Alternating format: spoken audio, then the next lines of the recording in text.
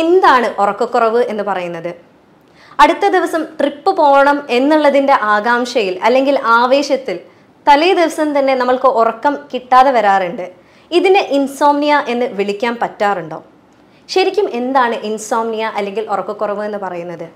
ഇത് 3 തരത്തിലുണ്ട്.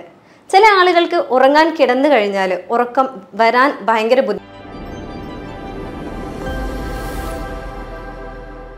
ഞാൻ doctor Hiba Abdul Majeed, doctor Basil's homeo hospital, Pandikkad, Malappuram ജില്ല. അപ്പോൾ എന്താണ് ഉറക്കക്കുറവ് എന്ന് പറയുന്നത്? അടുത്ത ദിവസം ട്രിപ്പ് പോകണം എന്നുള്ളതിൻ്റെ ആകാംക്ഷയിൽ അല്ലെങ്കിൽ ആവേശത്തിൽ തലേ ദിവസം തന്നെ നമ്മൾക്ക് ഉറക്കം കിട്ടാതെ വരാറുണ്ട്. ഇതിനെ ഇൻസോംനിയ എന്ന് വിളിക്കാൻ പറ്റാറുണ്ടോ? ശരിക്കും എന്താണ് ഇൻസോംനിയ അല്ലെങ്കിൽ ഉറക്കക്കുറവ് എന്ന് പറയുന്നത്? ഇത് 3 തരത്തിലുണ്ട്. ചില ആളുകൾക്ക് ഉറങ്ങാൻ കിടന്നു കഴിഞ്ഞാൽ ഉറക്കം വരാൻ ഭയങ്കര ബുദ്ധിമുട്ട് കാണാറുണ്ട്. ഒരു 12 മണി 2 മണിയൊക്കെ ആവാറുണ്ട് ഞാൻ ഉറങ്ങാറ് എന്ന് പറയുന്ന ആളുകളുണ്ട്. മറ്റു ചിലരുണ്ട് ഉറങ്ങാൻ വലിയ ബുദ്ധിമുട്ടൊന്നുമില്ല, പക്ഷെ ഉറങ്ങിക്കഴിഞ്ഞ് എന്തെങ്കിലും ഒരു സൗണ്ട് അല്ലെങ്കിൽ ചെറിയൊരു ലൈറ്റ് എവിടെയെങ്കിലും ഒന്ന് അടിച്ചാൽ മതി, അപ്പോഴേക്കും എൻ്റെ ഉറക്കം പോയി, പിന്നെ എനിക്ക് ഉറക്കം വരുന്നേ ഇല്ല എന്നുള്ള സാഹചര്യമുള്ളവർ. മൂന്നാമതൊരു കാറ്റഗറി ഉണ്ട്. അവരെന്ന് പറഞ്ഞാൽ ഉറക്കം അവർ നേരത്തെ ഉറങ്ങും, പക്ഷേ 3 മണി 4 മണി ആകുമ്പോഴേക്കും അവർ ഉണർന്നിട്ട് പിന്നെ അവർക്ക് ഉറങ്ങാൻ സാധിക്കാതെ വരാറുണ്ട്.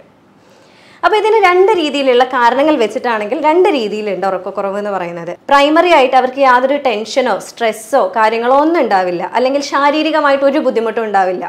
മരുന്നുകൾ കാരണം അങ്ങനത്തെ ഒരു മരുന്നുകളോ കാര്യങ്ങളോ ഒന്നും അവർ കഴിക്കുന്നുണ്ടാവില്ല.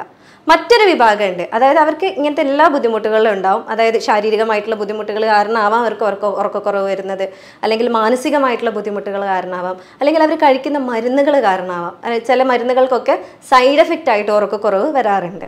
അപ്പം ഉറക്കക്കുറവിനുള്ള കാരണങ്ങൾ എന്ന് പറയാനാണെങ്കിൽ ഒരുപാട് കാരണങ്ങളുണ്ട്. അതിൽ ഒന്നാമത്തെ കാരണം അല്ലെങ്കിൽ മുഖ്യ കാരണം എന്ന് പറയുന്നത്, അധിക ആളുകളിലും കണ്ടുവരുന്ന ഒരു കാരണം എന്ന് പറയുന്നത് മാനസികമായിട്ടുള്ള പ്രശ്നങ്ങളാണ്. അതായത് മെൻ്റൽ സ്ട്രെസ് എന്ന് പറയാം. അതായത് സ്ട്രെസ് എന്ന് പറയുമ്പോൾ ഇപ്പോൾ മുതിർന്നവർക്കാണെങ്കിൽ അവരുടെ പേഴ്സണൽ ജീവിതത്തിലുള്ള അല്ലെങ്കിൽ അവരുടെ കുടുംബ പങ്കാളിയായിട്ടുള്ളത്, ഫാമിലി പരമായിട്ടുള്ളത്, വീട്ടിലുള്ളത്, അല്ലെങ്കിൽ അവരുടെ ഓഫീസ് വർക്ക് റിലേറ്റ് ചെയ്തിട്ടുള്ളത്, അല്ലെങ്കിൽ ഒരു ഫ്രണ്ട്സ് സർക്കിളിൽ റിലേറ്റ് ചെയ്തിട്ടുള്ള ഒരുപാട് രീതിയിലുള്ള സ്ട്രെസ്സുകൾ ഉണ്ടാവാം. ഈ സ്ട്രെസ്സുകൾ ഒരുപക്ഷെ ഇവർക്ക് ഇത്തരത്തിലുള്ള ഉറക്കക്കുറവിന് കാരണമായേക്കാം.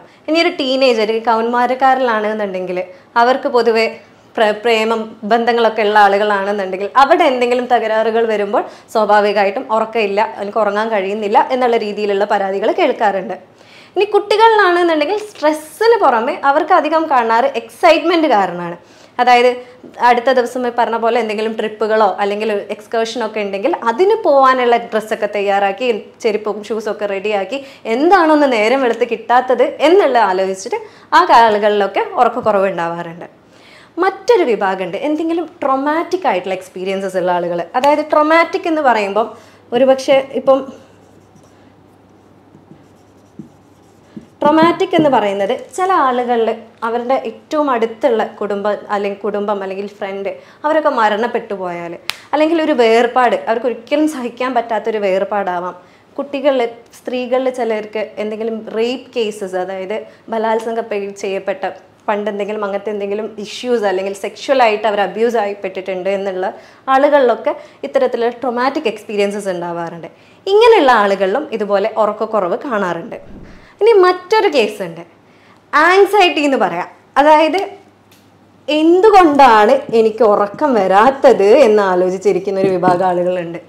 കിടക്കയിലേക്ക് കിടക്കും, പക്ഷെ അയ്യോ ദൈവമേ എനിക്കൊന്ന് ഉറക്കം കിട്ടിയാൽ മതിയായിരുന്നു, ഇന്ന് ഞാൻ ഉറങ്ങിയാൽ മതിയായിരുന്നു. രാത്രി ആവുമ്പോഴേക്കും ഇതൊക്കെയാണ് ചിന്ത, എങ്ങനെയെങ്കിലും ഉറങ്ങിയാൽ മതി, ഉറക്കം മാത്രമായിരിക്കും അവരുടെ മനസ്സിലുണ്ടാവുക. പക്ഷെ നിങ്ങളൊന്ന് ശ്രദ്ധിക്കുക, ഉറക്കത്തിനെ കുറിച്ച് കൂടുതലായിട്ട് നിങ്ങൾ ചിന്തിക്കുകയാണെങ്കിൽ ഉറക്കം നിങ്ങൾ ഒരിക്കലും തേടി വരില്ല, അത് വീണ്ടും നിങ്ങളിൽ നിന്ന് അകന്നു പോവുകയാണ് ചെയ്യുന്നത്. ഇനി അടുത്ത പ്രശ്നങ്ങളിൽ പറയുകയാണെന്നുണ്ടെങ്കിൽ ഷിഫ്റ്റ് ജോബുള്ള ആളുകൾ, അതായത് സ്ഥിരമായിട്ട് ചില ആളുകളുണ്ട് രാത്രി ഷിഫ്റ്റ് എടുക്കുന്നവരുണ്ട്. ഷിഫ്റ്റ് ജോബ് ചെയ്യുന്ന, അതായത് രാത്രികളിൽ മാത്രം ജോലി ചെയ്യുന്ന ആളുകളുണ്ട്. ചില ആളുകൾ രാത്രികൾ കുറച്ചു കാലം രാത്രി ഉണ്ടാവും, കുറച്ചു കാലം പകലിൽ ജോലി ആളുകളുണ്ടാവും. ഈ ആളുകളിലും പൊതുവെ ഉറക്കക്കുറവിനുള്ള ചാൻസസ് കൂടുതലാണ്. മറ്റു ചില ആളുകളുണ്ട്, അതായത് പങ്കാളി ഭയങ്കരമായിട്ട് കൂർക്കം വലിക്കുന്ന ആളുകളാണെങ്കിൽ, ഇപ്പോൾ കൂർക്കം വലിൻ്റെ ഇടയിലൊക്കെ എന്ന് പറഞ്ഞിട്ടുള്ള ഇടയ്ക്കുള്ള സൗണ്ടുകളൊക്കെ ഉണ്ടാവാറുണ്ട്. അപ്പോൾ ആ സൗണ്ടുകൾ കേട്ട് ഞെട്ടി, അതായത് ലൈറ്റ് സ്ലീപ്പേഴ്സ് ആണെന്നുണ്ടെങ്കിൽ, അതായത് പെട്ടെന്ന് എന്തെങ്കിലും സൗണ്ടൊക്കെ കേട്ട് ഉണരുന്ന ആളുകളാണെന്നുണ്ടെങ്കിൽ ഇത്തരത്തിലുള്ള സൗണ്ട് കേട്ട് ഉണർന്നു കഴിഞ്ഞാൽ പിന്നെ അവർക്ക് ഉറക്കത്തിലേക്ക് തിരിച്ചു പോകാൻ ബുദ്ധിമുട്ട് കാണിക്കാറുണ്ട്. ഇനി ഇത് തന്നെ മെൻ്റൽ ഇഷ്യൂസ്, അതായത് മാനസികമായിട്ടുള്ള മെൻ്റൽ ഇഷ്യൂസ്, അതായത് ഡിപ്രഷൻ വരികയാണ്, അല്ലെങ്കിൽ ആങ്സൈറ്റി ഡിസോർഡേഴ്സ് ഉള്ള ആളുകളാണെങ്കിൽ, പാനിക് അറ്റാക്ക് ഉള്ള ആളുകളാണെങ്കിലൊക്കെ ഇത്തരത്തിലുള്ള ബുദ്ധിമുട്ടുകളൊക്കെ ഉണ്ടാവാറുണ്ട്. അതായത് അധിക ആളുകളും ഇത്തരത്തിലുള്ള ബുദ്ധിമുട്ടുകൾ അനുഭവിക്കുന്ന ആളുകൾ രാത്രി കാലങ്ങളിലാണ് അവർക്ക് സിംറ്റംസ് ഒക്കെ കൂടാറ്. ഇപ്പോൾ ഒരു പാനിക് അറ്റാക്ക് ഉള്ള ആളാണെന്നുണ്ടെങ്കിൽ അവർ രാത്രി ആകുമ്പോഴായിരിക്കും അയ്യോ എനിക്ക് ഇങ്ങനെ ഉണ്ടാവുമോ, അങ്ങനെ ഉണ്ടാവുമോ, ഞാൻ ഇങ്ങനെ മരിച്ചു പോവോ, അങ്ങനെ ചെയ്തു പോവോ എന്നൊക്കെ ഒരുപാട് ചിന്തകൾ അവരെ മനസ്സിലേക്ക് വരുന്നത്.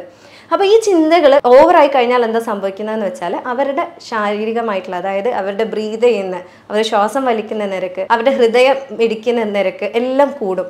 അവർക്ക് കിടക്കുന്ന സമയത്ത് എനിക്ക് ശ്വാസം കിട്ടുന്നില്ല, ഞാൻ ഇപ്പം മരിച്ചു പോകാൻ ചാൻസ് ഉണ്ട് എന്നുള്ള അവസ്ഥയിലേക്ക് പോലും അവർക്ക് ആ ഒരു തോന്നൽ എത്തിക്കാറുണ്ട്.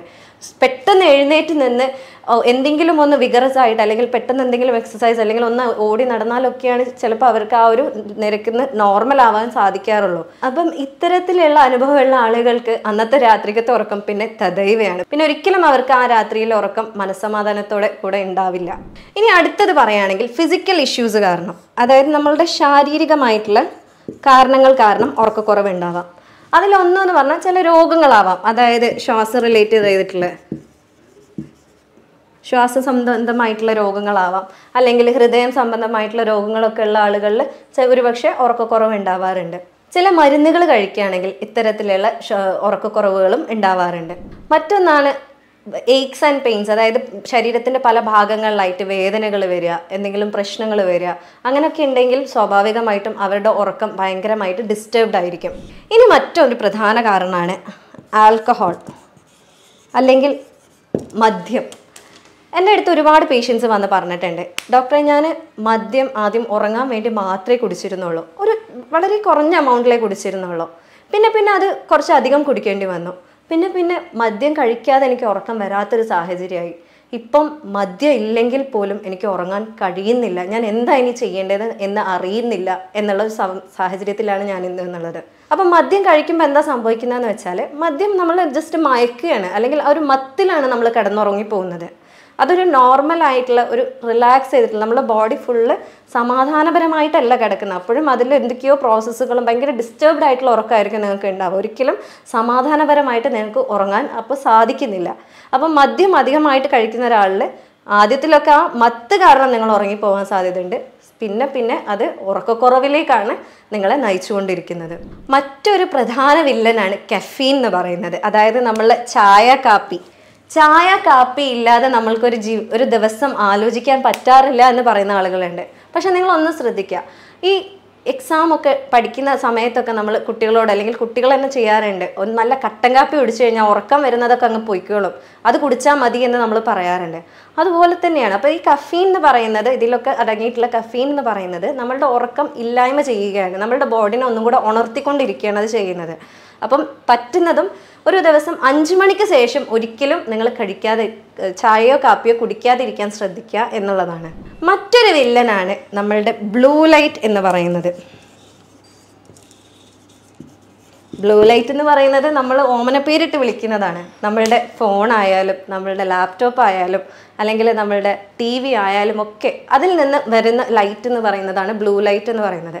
അപ്പോൾ ഇതെന്താ സംഭവിക്കുന്നതെന്ന് വെച്ചാൽ നമ്മൾ ബ്ലൂ ലൈറ്റ്, അതായത് ഈ ഒരു ലൈറ്റിലേക്ക് ഓവറായിട്ട് എക്സ്പോഷർ നമുക്ക് കിട്ടുകയാണെന്നുണ്ടെങ്കിൽ നമ്മുടെ ശരീരത്തിൽ മെലറ്റോണിൻ എന്ന് പറയുന്ന ഒരു ഹോർമോൺ ഉണ്ട്. അതായത് നമ്മുടെ ഉറക്കത്തിനെ റെഗുലേറ്റ് ചെയ്യുന്ന, അല്ലെങ്കിൽ ഉറക്കം നമ്മൾക്ക് വരാനുള്ള സാഹചര്യം ഉണ്ടാക്കി തരുന്ന ഹോർമോണാണ്.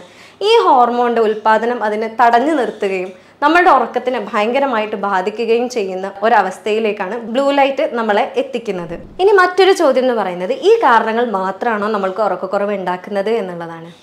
ഉറക്കക്കുറവ് ഉണ്ടാക്കാൻ മറ്റു കാരണം എന്ന് പറയുന്നതാണ് നമ്മളുടെ ഭക്ഷണം എന്ന് പറയുന്നത്. നമ്മൾക്ക് എത്തേണ്ട പോഷകം കറക്റ്റായിട്ട് എത്തിയില്ല എന്നെങ്കിൽ പോലും നമുക്ക് ഉറക്കക്കുറവ് ഉണ്ടാവാനുള്ള സാധ്യതകൾ കൂടുതലാണ്. അപ്പോൾ അതിൽ എന്തൊക്കെ കണ്ടന്റ് കുറഞ്ഞാലാണ് എന്നുള്ളത് നോക്കുകയാണെന്നുണ്ടെങ്കിൽ അതിൽ ഏറ്റവും ഫസ്റ്റ് റാങ്ക് കിട്ടുന്നതാണ് വിറ്റാമിൻ ഡി എന്ന് പറയുന്നത്. വിറ്റാമിൻ ഡി എന്ന് പറയുന്നത് നമ്മളുടെ ശരീരത്തിലെ മെലറ്റോണിനെ ഉണ്ടാക്കാൻ സഹായിക്കുന്ന ഒരു വിറ്റാമിൻ ആണ്. അപ്പോൾ ഇതിൻ്റെ പ്രൊഡക്ഷൻ അല്ലെങ്കിൽ ഇതിൻ്റെ ഉൽപ്പാദനം കുറഞ്ഞു കഴിഞ്ഞാൽ, അല്ലെങ്കിൽ വിറ്റാമിൻ ഡി കുറഞ്ഞു കഴിഞ്ഞാൽ സ്വാഭാവികമായിട്ടും ഇതിൻ്റെ ഉൽപ്പാദനവും കുറഞ്ഞു പോകും. അപ്പോൾ അങ്ങനെയാണ് നമ്മൾക്ക് ഉറക്കത്തിനെ ഇത് ഡിസ്റ്റർബ് ചെയ്യുന്നത്. അപ്പോൾ വിറ്റാമിൻ ഡി കുറവുണ്ടോ എന്നുള്ളത് നിങ്ങൾ എന്തായാലും ചെക്ക് ചെയ്യേണ്ടതാണ്. ഭയങ്കരമായിട്ട് ഉറക്കക്കുറവ് അനുഭവിക്കുന്ന ഒരാളാണെന്നുണ്ടെങ്കിൽ നിങ്ങൾ നിർബന്ധമായിട്ടും വിറ്റാമിൻ ഡി കുറവുണ്ടോ എന്നുള്ളത് ചെക്ക് ചെയ്യേണ്ടതാണ്. അപ്പം വിറ്റാമിൻ ഡി കുറവുണ്ട് എന്നുണ്ടെങ്കിൽ സ്വാഭാവികമായിട്ടും നിങ്ങൾ കഴിക്കേണ്ട ഭക്ഷണങ്ങൾ എന്ന് പറയുന്നത് ഇറച്ചി, മീൻ, മുട്ട, അതുപോലെ കോഡ് ലിവർ ഓയിൽ, തൂന എന്നുള്ളവരെല്ലാം കഴിക്കുന്നുണ്ട് എന്ന് നിങ്ങൾ ഉറപ്പുവരുത്തുക. മറ്റൊന്നാണ് നിങ്ങൾ നിർബന്ധമായിട്ട് വെയിൽ കൊള്ളുന്നുണ്ട് എന്നുള്ളത് ഉറപ്പുവരുത്തുക. 11 മണി മുതൽ 3 മണിക്കിടയിലുള്ള വെയിൽ നിർബന്ധമായിട്ടും കൊണ്ടു കഴിഞ്ഞാൽ മാത്രമാണ് നമ്മുടെ ശരീരത്തിൽ ഈ വിറ്റാമിൻ ഡി ഉണ്ടാക്കാൻ സാധിക്കുന്നുള്ളൂ. അടുത്തത് വിറ്റാമിൻ B6 ആണ്. വിറ്റാമിൻ B6 എന്ന് പറയുന്നത് നമ്മുടെ ശരീരത്തിൽ മാനസികമായിട്ടുള്ള ആരോഗ്യവുമായിട്ട് ഡയറക്റ്റ് ബന്ധമുള്ളതാണ്. ഇത് നമ്മുടെ ശരീരത്തിൽ ആൻറ്റി ഡിപ്രസൻ്റ് ആയിട്ട് വർക്ക് ചെയ്യുന്ന ഒരു വിറ്റാമിൻ ആണ്. അപ്പോൾ സ്വാഭാവികമായിട്ടും നമ്മൾക്ക് സ്ട്രെസ്സ് കൂടുതലുള്ള ഒരാളാണെന്നുണ്ടെങ്കിൽ ഈ ഒരു വിറ്റാമിൻ നമ്മുടെ ശരീരത്തിൽ വേണ്ടുവോളം ഉണ്ട് എന്നുണ്ടെങ്കിൽ നമ്മൾക്ക് സ്വാഭാവികമായിട്ടും നമ്മുടെ ബോഡിനെ റിലാക്സ് ചെയ്യാൻ സഹായിക്കുകയും നമ്മൾക്ക് നല്ല രീതിയിലുള്ള ഒരു ഉറക്കം കിട്ടാൻ ഇത് വളരെയേറെ പ്രയോജനപ്പെടുന്നതായിരിക്കും. മറ്റൊന്നാണ് വിറ്റാമിൻ B12 എന്ന് പറയുന്നത്. വിറ്റാമിൻ B12 ഡിപ്രഷനുമായിട്ട് ഡയറക്റ്റ്ലി ബന്ധമുള്ള ഒരു വിറ്റാമിൻ ആണ്. വിറ്റാമിൻ B12 കാരണം ഒരുപാട് മറ്റ് രോഗങ്ങളും ഉണ്ടാവാറുണ്ട്. പക്ഷേ ഇത് പറഞ്ഞതുപോലെ തന്നെ ഡിപ്രഷനുമായിട്ട് ഡയറക്റ്റ് ബന്ധമുള്ളത് കൊണ്ട് തന്നെ സ്വാഭാവികമായിട്ടും ആളുകളിൽ നേരത്തെ പറഞ്ഞതുപോലെ ഉറക്കക്കുറവ് ഉണ്ടാവാനുള്ള ചാൻസസ് വളരെ കൂടുതലാണ്. മറ്റൊന്നാണ് അയൺ അല്ലെങ്കിൽ ഇരുമ്പ് സത്ത് എന്ന് പറയുന്നത്. ഇതെന്ന് പറഞ്ഞത് ഇരുമ്പ് സത്ത് നമ്മുടെ ശരീരത്തിൽ കുറയുമ്പം സ്വാഭാവികമായിട്ടും നമ്മൾക്ക് അയൺ ഡെഫിഷ്യൻസി അനീമിയ അല്ലെങ്കിൽ രക്തക്കുറവ് ഉണ്ടാകാനുള്ള ചാൻസസ് കൂടുതലാണ്. ഇത്തരം ആളുകളിൽ അവരുടെ കാലിൻ്റെ പ്രവർത്തനം, അതായത് ഡിസ്ട്രെസ് ലെഗ് സിൻഡ്രോം എന്ന് പറയും, ഇത്തരത്തിലുള്ള രോഗങ്ങൾ ഉണ്ടാവാനുള്ള ചാൻസ് കൂടുതൽ. എപ്പോഴും അവരിങ്ങനെ ഇളക്കിക്കൊണ്ടേയിരിക്കും ഉണ്ടാവുക, അബ്നോർമലി ഇളക്കിക്കൊണ്ടേയിരിക്കും. അപ്പോൾ സ്വാഭാവികമായിട്ടും ഉറക്കത്തിൽ ഇങ്ങനെ ഉണ്ടാവുമ്പോൾ അവരുടെ ഉറക്കത്തിന് അത് ഡിസ്റ്റർബ് ചെയ്യാനുള്ള ചാൻസസും വളരെ കൂടുതലാണ്. അതുപോലെ തന്നെ പഠനങ്ങൾ പറയുന്ന മറ്റൊന്നാണ് വിറ്റാമിൻ ഇ അല്ലെങ്കിൽ അതുപോലെ വിറ്റാമിൻ സി. ഈ വിറ്റാമിനുകളുടെ കുറവ് ഉണ്ടെങ്കിലും ഇത്തരത്തിൽ ആളുകളിൽ ഉറക്കക്കുറവ് കാണാറുണ്ട് എന്നാണ് പറയപ്പെടുന്നത്. മറ്റൊരു ഇമ്പോർട്ടൻ്റ് ആയിട്ട് അതേപോലെ ഒരുപാട് ഡിസ്കഷൻ നടന്നിട്ടുള്ള ഒരു കണ്ടൻ്റാണ് മാഗ്നീഷ്യം എന്ന് പറയുന്നത്. മാഗ്നീഷ്യം എന്ന് പറയുന്ന കണ്ടൻറ്റ് അത് വളരെ കുറഞ്ഞ എമൗണ്ടിലാണ് നമ്മുടെ ശരീരത്തിന് ആവശ്യമുള്ളൂ. അത് നമ്മൾ കഴിക്കുന്ന ഭക്ഷണത്തിൽ നിന്ന് നമുക്ക് കറക്റ്റായിട്ട് കിട്ടാവുന്നതാണ്. നമ്മുടെ ശരീരത്തിൽ ഏകദേശം 600ഓളം റിയാക്ഷൻസിന് ആവശ്യമുള്ള ഒരു കണ്ടൻ്റാണ് മാഗ്നീഷ്യം എന്ന് പറയുന്നത്. ഈ മാഗ്നീഷ്യത്തിൻ്റെ കുറവുണ്ടെന്നുണ്ടെങ്കിൽ സ്വാഭാവികമായിട്ടും നമ്മളുടെ ശരീരം കാം ചെയ്യാൻ കഴിയില്ല. അതായത് നമ്മുടെ ശരീരത്തിൽ ഇപ്പം ഞാൻ ഈ ഒരു പെന്ന് ഇങ്ങനെ എടുക്കണം എന്ന് ആഗ്രഹിക്കുന്നുണ്ട് എങ്കിൽ എൻ്റെ തലച്ചോറിൽ നിന്ന് എൻ്റെ ഈ കൈ വരെ ഒരുപാട് നാഡികൾ തമ്മിൽ കണക്റ്റഡ് ആണ്. ഈ കണക്ഷന് തമ്മിൽ, അതായത് ഒന്ന് തമ്മിലുള്ള കണക്ഷനാണ്. ഇത് തമ്മിലുള്ള കണക്ഷൻ, അതായത് ഇവിടുന്ന് ഒരു മെസ്സേജ് ഇപ്പുറത്തേക്ക് പാസ് ചെയ്യണമെന്നുണ്ടെങ്കിൽ ഒരുപാട് ന്യൂറോ ട്രാൻസ്മിറ്റേഴ്സ് എന്ന് പറയുന്ന പ്രോട്ടീനുകളുടെ സഹായത്തോടു കൂടിയാണ് ഇവിടുന്ന് ഇപ്പുറത്തേക്ക് മെസ്സേജ് പോകുന്നത്. അപ്പം ഇവിടെ ഇതുപോലെ ഒരു ന്യൂറോ ട്രാൻസ്മിറ്ററാണ് ഗാബ ന്യൂറോ ട്രാൻസ്മിറ്റർ എന്ന് പറയുന്നത്. ഈ ന്യൂറോ ട്രാൻസ്മിറ്റർ നമ്മളുടെ ശരീരത്തിലെ നെർവസ് സിസ്റ്റം, അതായത് നാഡീനരമ്പുകളെ കാം ചെയ്യാൻ, അത് ഭയങ്കര ഹൈപ്പറായിട്ട് വർക്ക് ചെയ്യുന്നുണ്ട് എന്നുണ്ടെങ്കിൽ അതിനെ കാം ചെയ്യാൻ ഹെൽപ്പ് ചെയ്യുന്നതാണ്.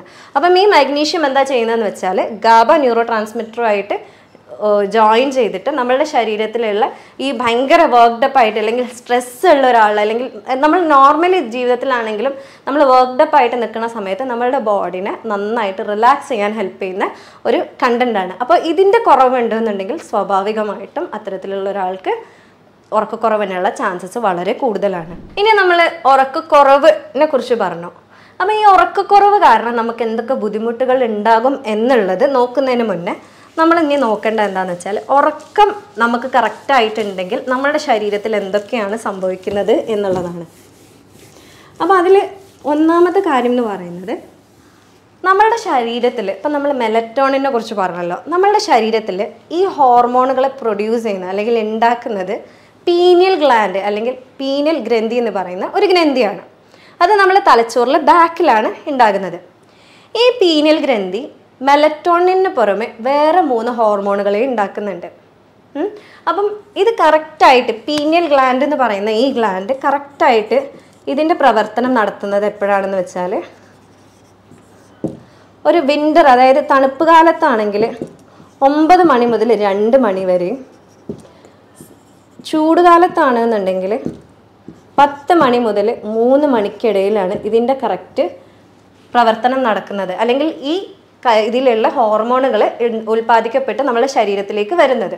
അപ്പോൾ ഇതിൽ 4 ഹോർമോണുകളാണ് കാര്യമായിട്ടുള്ളത്.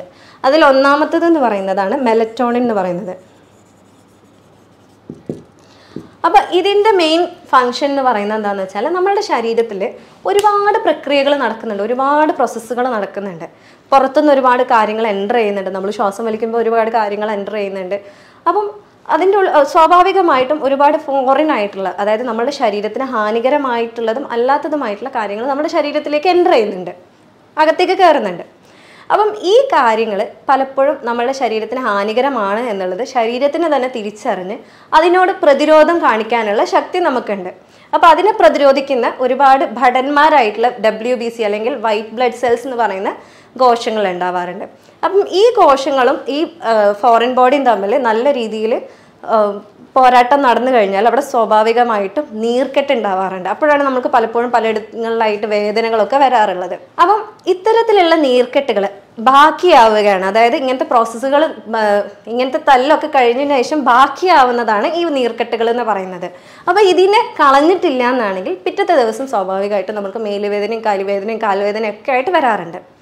അപ്പം ഈ മെലറ്റോണിൻ എന്ന് പറയുന്നത് നമ്മുടെ ശരീരത്തിൽ ഇവിടെ ഉണ്ടാകുന്ന സൈറ്റോകൈൻസ് എന്ന് പറയുന്ന പ്രോട്ടീനെ കുറച്ച് ഇത്തരത്തിലുള്ള നീർക്കെട്ടുകൾ ഇല്ലാതാക്കാനും, അതേപോലെ എന്തെങ്കിലും വേസ്റ്റ് പ്രോഡക്റ്റ് ഉണ്ടെങ്കിൽ അതിനില്ലായ്മ ചെയ്ത് നോർമലൈസ് ചെയ്യാനും ഒരു പുതിയ ബോഡിയായിട്ട് പിറ്റത്തെ ദിവസം നമ്മൾക്ക് തരാനുമാണ് നമ്മൾക്ക് ഈ മെലറ്റോണിൻ എന്ന് പറയുന്ന ഹോർമോൺ ചെയ്യുന്നത്.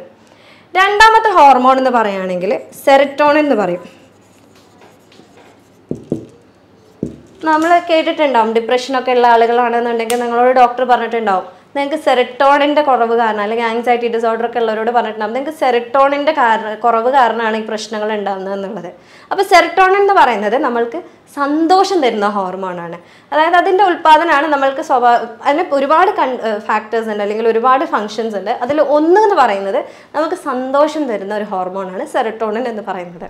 അടുത്ത ഹോർമോൺ എന്ന് പറയുന്നതാണ് ഓർഗനോൺ വാസറ്റോസിൻ എന്ന് പറയുന്നത്.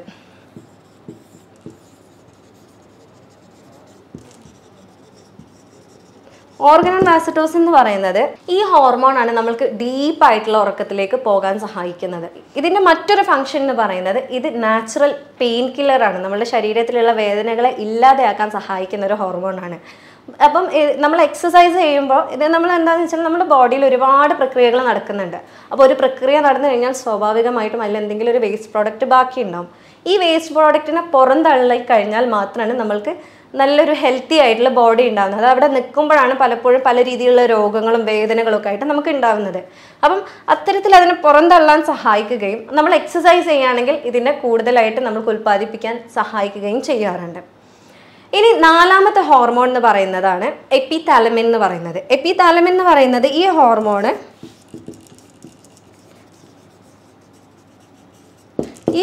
എന്ന് പറയുന്നത് നമ്മൾക്ക് ലേണിംഗ്, അതായത് പഠിക്കാൻ സഹായിക്കുന്ന ഹോർമോണാണ്. അപ്പോൾ സ്വാഭാവികമായിട്ടും ഈ ഹോർമോണുകളെ ഫംഗ്ഷൻ അറിഞ്ഞ സ്ഥിതിക്ക് നമുക്ക് എന്തൊക്കെയായിരിക്കും ബുദ്ധിമുട്ട് എന്നുള്ളത് പറയാം. അതായത് നമ്മൾക്ക് ഒരു നല്ല ഉറക്കം കിട്ടിയിട്ടില്ല എന്നാണെങ്കിൽ ഒരു കുട്ടിയെ സംബന്ധിച്ചിടത്തോളം അവർക്ക് പഠിക്കാൻ നല്ല ബുദ്ധിമുട്ടുണ്ടാവും. പഠിച്ചു കഴിഞ്ഞാൽ തന്നെ പിറ്റത്തെ ദിവസം അത് മനസ്സിൽ നിന്ന് ഓർത്തെടുക്കാൻ പലപ്പോഴും പറഞ്ഞു കേട്ടിട്ടുണ്ടാവുമല്ലോ, നന്നായിട്ട് ഒരുപാട് ദിവസം രാത്രികൾ ഉറക്കമൊഴിച്ച് പഠിച്ചതായിരുന്നു, ഒരു കാര്യം ഉണ്ടായില്ല. എക്സാം പേപ്പർ വന്നു കഴിഞ്ഞപ്പം ഞാൻ ആകെ ബ്ലാങ്ക് ആയിരുന്നു, എനിക്കൊരു അക്ഷരം ഇതിൽ എഴുതാൻ പറ്റിയില്ല എന്ന് പല കുട്ടികളും പറയുന്നതിൻ്റെ കാരണം ഇതാണ്. കാരണം ആ ഉറങ്ങുന്ന സമയത്താണ് ഈ ഹോർമോൺ ഇവിടെ ഉണ്ടാകുന്നത്. അപ്പോൾ ഈ ഹോർമോൺ ഉണ്ടാകാൻ സമ്മതിക്കാതെ നമ്മൾ ഒരുപാട് പഠിച്ചതുകൊണ്ട് കാര്യമില്ല, പിറ്റത്തെ ദിവസം അതിനെ റീകളക്ട് ചെയ്യാൻ നമുക്ക് സാധിക്കാതെ വരാനുള്ള ചാൻസസ് കൂടുതലാണ്.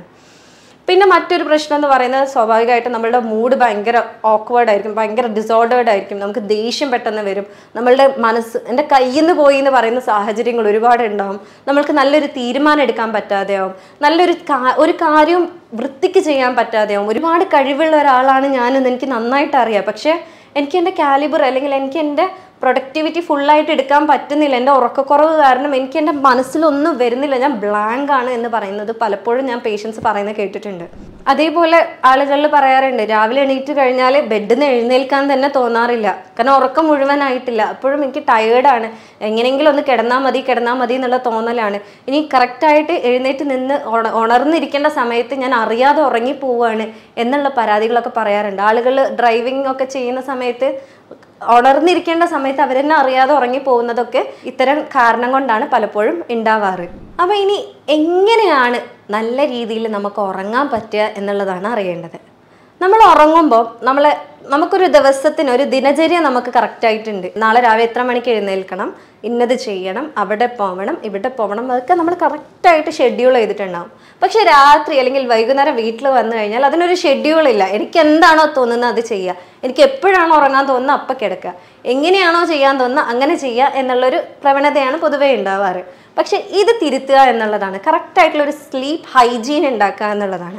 നമ്മൾക്ക് വീട്ടിൽ വന്നു കഴിഞ്ഞാലും രാത്രികത്തേക്കും ഒരു കറക്റ്റ് ഷെഡ്യൂൾ വേണം. ഞാൻ ഇന്ന സമയത്ത് വന്നു കഴിഞ്ഞാൽ എനിക്ക് ഇന്ന കാര്യങ്ങൾ ചെയ്യാനുണ്ട് എന്നുള്ളത്. മറ്റൊന്ന് നമ്മൾക്ക് ഉറങ്ങാനുള്ളൊരു കറക്റ്റ് സാഹചര്യം ഉണ്ടാക്കുക എന്നുള്ളതാണ്. അതായത് നമ്മളിപ്പോൾ പുറത്തൊരു ഹോട്ടലിൽ പോയി കഴിഞ്ഞാൽ ആ ഒരു ഹോട്ടൽ റൂമിൽ ഞാൻ ഉറങ്ങിയത് എനിക്ക് കിടന്നതേ ഓർമ്മയുള്ളൂ. ഞാൻ ഇങ്ങനെയൊന്നും എൻ്റെ ജീവിതത്തിൽ ഇതുവരെ ഉറങ്ങിയിട്ടില്ല എന്ന് പലപ്പോഴും ആളുകൾ പറയാറുണ്ട്. അപ്പോൾ അതെന്താണെന്ന് വെച്ചാൽ അതിനുള്ള സാഹചര്യം നമ്മൾ വീട്ടിലൊരുക്കാത്തത് കൊണ്ടാണ് നമുക്കത് ചെയ്യാൻ പറ്റാത്തത്. ഒരു ഡിമ്മായിട്ടുള്ള വലിയ ലൈറ്റുകളില്ലാത്ത അല്ലെങ്കിൽ കറക്റ്റായിട്ടൊരു ഡാർക്ക്നെസ് ഉള്ള ഒട്ടും ലൈറ്റ് ഇല്ലാത്ത ഒരു റൂമിലാണെന്നുണ്ടെങ്കിൽ നിങ്ങൾക്ക് കറക്റ്റായിട്ട് ഉറക്കം കിട്ടാൻ ചാൻസ് കൂടുതലാണ്. കാരണം എന്താണെന്ന് വെച്ചാൽ മെലറ്റോണിൻ എന്ന് പറയുന്ന ഈ ഹോർമോൺ കൂടുതലായിട്ട് ഉൽപ്പാദിക്കപ്പെടുന്നത് ഇരുട്ടുള്ള സമയത്താണ്. മറ്റൊന്നെന്ന് പറഞ്ഞാൽ നിങ്ങൾ പകല സമയത്ത് അല്ലെങ്കിൽ രാവിലെകളിൽ എക്സസൈസ് ചെയ്യുന്നുണ്ട്, നിങ്ങളുടെ ശരീരത്തിലെ എനർജീനെ നല്ല രീതിയിൽ യൂട്ടിലൈസ് ചെയ്യുന്നുണ്ട് എന്നുള്ളത് ഉറപ്പുവരുത്തുക എന്നുള്ളതാണ്. അപ്പോൾ സ്വാഭാവികമായിട്ടും നിങ്ങൾക്ക് ഒരുപാട് സ്ട്രെസ്സുകൾ ഉള്ളത് അതിലൂടെ എടുത്ത് കളയാൻ അത് സഹായിക്കും. പ്രത്യേകം ശ്രദ്ധിക്കുക, വൈകുന്നേരങ്ങളിൽ വല്ലാണ്ട് എക്സസൈസ് ചെയ്യാതിരിക്കുക. ജസ്റ്റ് ലൈറ്റ് വാക്കൊക്കെ ആണെങ്കിൽ കുഴപ്പമില്ല. അധികമായിട്ടാണ് നിങ്ങൾ വൈകുന്നേരങ്ങളിൽ എക്സസൈസ് ചെയ്യുന്നതെന്നുണ്ടെങ്കിൽ സ്വാഭാവികമായിട്ടും നിങ്ങൾ ഉറക്കത്തിനെ അത് തല്ലി തകർക്കാനുള്ള ചാൻസ് കൂടുതലാണ്. അതായത് ഉറക്കം വരാനുള്ള ചാൻസ് അവിടെ കൂടുതലാണ്. അതേപോലെ കിടക്കാൻ വരുന്ന സമയത്ത് നിങ്ങളൊരു ഇളം ചൂട് വെള്ളത്തിൽ ഒന്ന് കുളിച്ച് മനസ്സുകൊണ്ടും ശരീരം കൊണ്ടും റെഡി ആവുക എന്നുള്ളത് വളരെ ഇമ്പോർട്ടൻ്റ് ആയിട്ടുള്ളൊരു കാര്യമാണ്. മറ്റൊന്നാണ്, പകല് നിങ്ങൾ ഉറങ്ങുന്ന ഒരാളാണ്, രാത്രി ഒന്നും ഉറങ്ങിയിട്ടില്ല, പകലെങ്കിലും ഞാനൊന്ന് ഉറങ്ങട്ടെ എന്ന് പറയുന്ന ഒരാളാണെന്നുണ്ടെങ്കിൽ പകൽ അരമണിക്കൂറിൽ കൂടുതൽ ഉറങ്ങാതിരിക്കുക എന്നുള്ളത് വളരെ ഇമ്പോർട്ടൻ്റ് ആണ്. കാരണം രാത്രിക്കത്തേക്കുള്ള ഉറക്ക് ഞാൻ തലേ ദിവസം രാത്രിക്കത്തേക്ക് ഉറക്ക് ഞാൻ കോമ്പൻസേറ്റ് ചെയ്യട്ടെ എന്ന് പറഞ്ഞ് ഒരു 2-3 മണിക്കൂർ നിങ്ങൾ പകൽ ഉറങ്ങുകയാണെന്നുണ്ടെങ്കിൽ സ്വാഭാവികമായിട്ടും നിങ്ങൾ രാത്രി വീണ്ടും ഉറക്കം ഒഴിച്ച് കിടക്കേണ്ട ഒരു അവസ്ഥ കണ്ടുവരാറുണ്ട്. പിന്നൊന്നാണ്, രാത്രി വൈകുന്നേരം നിങ്ങൾ വരുന്ന സമയത്ത് ഒരു 5 മണിക്ക് ശേഷം ഒരു കാരണവശാലും നിങ്ങൾ കഫീൻ അടങ്ങിയ കണ്ടൻസ് ഉപയോഗിക്കുന്നില്ല എന്നുള്ളത് ഉറപ്പുവരുത്തുക. അതായത് ചായ, കാപ്പി, കോള പോലത്തെ സാധനങ്ങളൊന്നും കഴിക്കുന്നില്ല എന്ന് ഉറപ്പുവരുത്തുക. അത് മാത്രമല്ല, നിങ്ങൾ രാത്രി കിടന്നു കഴിഞ്ഞാൽ നമുക്ക് എല്ലാവർക്കും ഉള്ള സ്വഭാവമാണ്, ഫോണ് കണ്ട് റീൽസ് എല്ലാം തപ്പി നോക്കി അത് മുഖത്തേക്ക് അടിച്ച് വീണാൽ മാത്രമേ ഞാൻ ഉറങ്ങുള്ളൂ എന്നുള്ള വാശി, അതിപ്പോഴത്തെ നമ്മളുടെ ജനറേഷനിലുള്ളൊരു പ്രത്യേകതയാണ്. അപ്പം ഈ തരത്തിൽ നിങ്ങൾ ചെയ്യാതിരിക്കുക എന്നുള്ളതാണ്. പറ്റുന്നതും നിങ്ങൾ ഒരു 9 മണിക്ക് ശേഷം അല്ലെങ്കിൽ നിങ്ങൾ കിടക്കാൻ വരുന്നതിൻ്റെ 2 മണിക്കൂർ മുന്നേ എങ്കിലും നിങ്ങളുടെ ബ്ലൂ ലൈറ്റ് ആയിട്ടുള്ള അതായത് ഏത് ഉപകരണം ആയിക്കോട്ടെ അത് ഒഴിവാക്കാൻ ശ്രമിക്കുക. പ്രത്യേകിച്ച് ഉറക്കം കുറവുള്ള ആളുകളാണെന്നുണ്ടെങ്കിൽ അത് ഒഴിവാക്കാൻ ശ്രദ്ധിക്കുക എന്നുള്ളത് വളരെയേറെ ഇമ്പോർട്ടൻ്റ് ആണ്.